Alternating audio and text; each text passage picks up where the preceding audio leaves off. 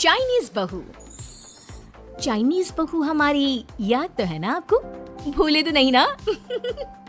हाँ भाई, थोड़ी देर में ही सही, लेकिन चाइनीज बहू की कहानी आ ही गई। क्या हो रहा है ये देश में? चाइना ने तो आतंक ही मचा रखा है।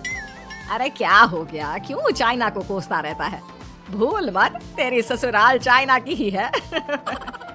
हाँ माँ, पर ये देखना, लड़ाई झगड़े, ये बीमारी, ऊपर से ये देश कितना चालाक है, अंदर न जाने क्या क्या करता रहता है।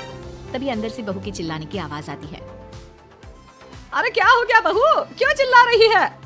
माँ जी, ये देखिए, ये रूस ने यूक्रेन की हालत क्या कर दी है। ऊपर से चाइना में दोबारा लॉकडाउन लग गया है। माँ जी, अब क्या किया जाए? अरे तो तुम लोगों को क्या परेशानी हो रही है, मैं तो यही नहीं समझ पा रही हूँ। वो क्या है ना माँ, हम लोग चाइना जाने की सोच रहे थे, सांगसू के भाई की शादी है। तो क्या? अरे कौन सा उन लोगों के यहाँ भाई घोड़ी चढ़ता है जो बहन काजल लगा कर नेक लगी?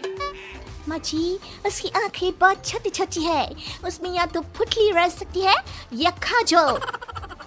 साले की पुतली निकाल कर काजल लगा दो, अंधा कहीं का। क्या क्या बोले तुम मेरे भाई के बारे में? अरे नहीं नहीं बहू, वो तो बोल रहा था कि तुझे नेक मिल जाएगा, बहन है ना तो उसकी। नहीं नहीं माँ जी, मैं सब समझती, ये मेरे भाई का मजाक बनाते रहते। कितना शीरा है मेरा भाई, बिल्कुल छिपकली जैसा।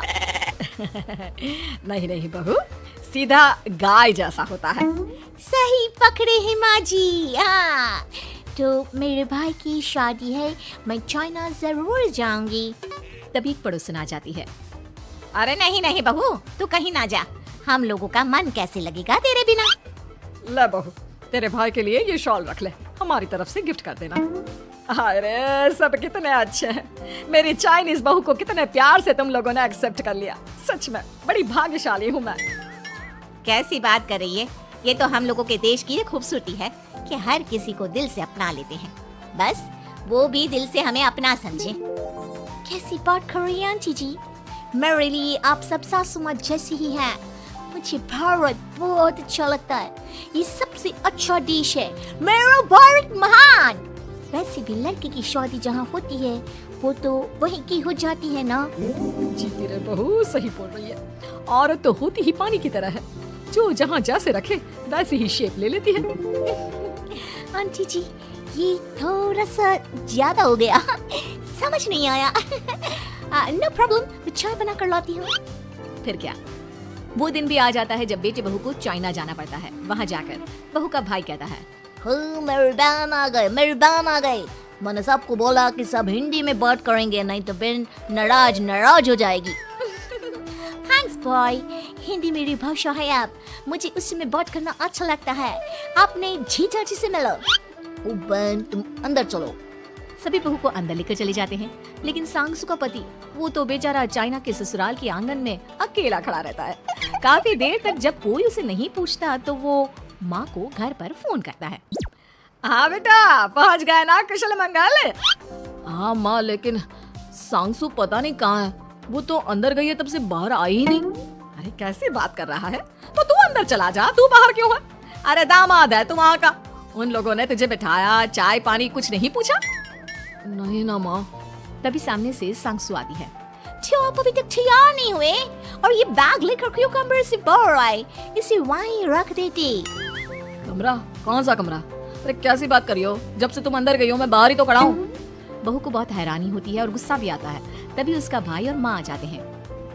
और सांगसू, अंदर खाना लग गया है। पहले ये बताओ कि मेरे पति को किसी ने खाना या पानी क्यों नहीं पूछा? वो भारत से ससुराल पहली बार आया है, वो भी मेरे कहने पर। उनकी इज्जत क्यों नहीं की? देख बेटी, तूने जबरदस्ती जिद में शादी की थी तो हम लोगों ने कर दी, लेकिन अब तुम ये सोचो, पूरी चाइना में मैं इस इंडियन को अपना दामाद बताऊं? So sorry.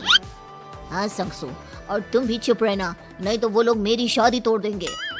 ओह ऐसी बात है, कोई बात नहीं, मैं बाहर होटल में रह लेता हूँ, तुम वही करो जो ये लोग चाहते हैं। कैसी बात कर रहे हो? शादी के बाद पति जैसा भी हो, जो भी हो, पति होता है। वैसे भी तुम्हारे पूरे परिवार ने, सबने बिना सोचे मेरा साथ दिया, मुझे एक्सेप्ट किया, प्यार किया।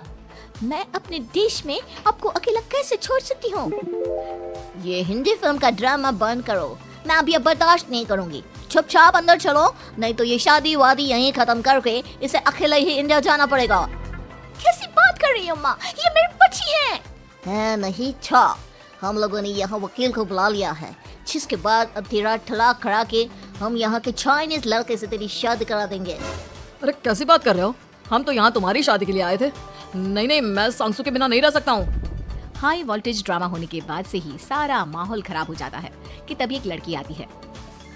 मैंने सारा इंतजाम कर दिया है, सांसू की शादी का मंडप परसों लग जाएगा।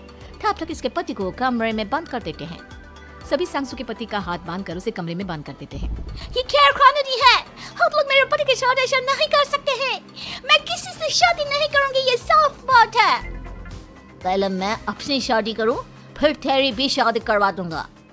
सब कुछ तय हो जाता है, भाई की शादी हो जाती है। फिर वो दिन भी आ जाता है जब सांसू की शादी वो लोग जबरदस्ती करने के लिए उसे मंडप पर ले जाते हैं। ऐसा मत करो, ये मेरी बीवी है। मैं किसी से शादी नहीं करूंगी। कैसे नहीं करेगी शादी? शादी तो तेरा बाप भी करेगा। हो, मैं करूंगा शादी। प्लीज कोई मेरी शादी किसी अच्छा औरत से करवा दे। चुप, बिल्कुल चुप। फिर माँ सांसू और उसके पति से कहती है, तुम लोगों का बच्चा मेरी कैद में है। अगर तुम लोगों ने कोई भी होशियारी की तो मैं इस बच्चे को मार दूंगी। दोनों माँ का रूप देखकर हैरान हो जाते हैं। बच्चे की खातिर दोनों शांत हो जाते हैं और शादी की रस्में शुरू हो जाती है कि तभी सांसू की सास पुलिस के साथ आ जाती है। माँ, सरसू माँ आ गई, मेरी माँ आ गई। माँ प्लीज हम लोगों को बचाकर वापस ले चलो। पुलिस सभी को गिरफ्तार कर लेती है। बेटी के बच्चे को मारने की धमकी तो कोई चुड़ैल ही दे सकती है। अरे तो ये चुड़ैल ही तो है। ये सही बोल रहे हैं, ये औरत किसी चुड़ैल से कम नहीं है। तभी उन लोगों का बच्चा भी आकर सांसू के गले लग जाता है। माँ, तू सही समय पर आ गई, लेकिन तुझे कैसे पता चला कि यहाँ ये सब हो रहा है? बेटा, ये चाइनीज लोग ना होते ही धोखेबाज है। इन लोगों पर मुझे भरोसा नहीं था, इसलिए मैंने तेरे फोन को हमेशा के लिए मेरे फोन से अटैच कर दिया था, जिससे तेरे आसपास होने वाली सारी बात मैं सुनती रहूं। उस दिन भी मेरी तेरी बात हो रही थी तो तेरा फोन ऑन था, मैं सब समझ गई थी। मुझे माफ कर दो। नहीं, बिल्कुल नहीं। चलिए माँ जी, इंडिया वापस चलते हैं। आज के बाद मैं यहाँ कभी नहीं आऊंगी।